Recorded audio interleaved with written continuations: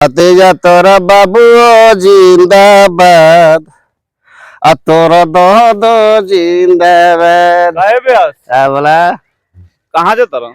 सही घूमत सुनने यानी कि बहुत अच्छा गावे लगा। अरे जे सुने ला सुनाओ, पागल सुनाओ, चला सुनाओ, बैठा सुनाओ, बैठा सुनाओ, बैठा ठीक है, बैठा। तारा नाम बहुत सुन ले बंजे। अरे हमार नाम का बहुत आगे बढ़ी गाँव में हम चर्चा बता।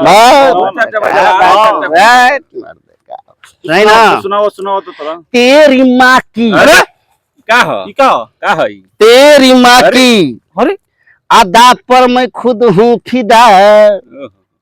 अब तेरी चाची अरे, और ये बया ये क्या क्या करे? रुका सुन सुन। अब तेरी नानी से हमको ए मोहब्बत हुई। अरे अब तेरी मौसी को दिलवर बया क्या करूं? अरे रुक काहे रे ई गलत है। बैठ बैठ हाँ। बैठ बैठ बैठ पहले सुन। हां बता। तोहनी लेखा जे लिखत पढ़त ना हां उ बकचोनहर नहीं खे।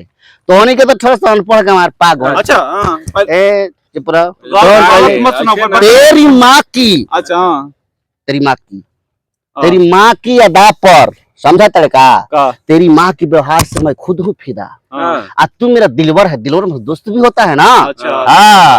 आप समझा नहीं। आज तेरी मौसी को दिलवर बया क्या करूं? हां आज तेरी नानी से बहुत मोहब्बत हुआ। अच्छा आज तेरी चाची को दिलवर बया क्या करूं? अरे बढ़िया चला बोल रहा चुतिया है। कहीं के पागल बस बैठ बिहार में ऐसा नहीं बकलोल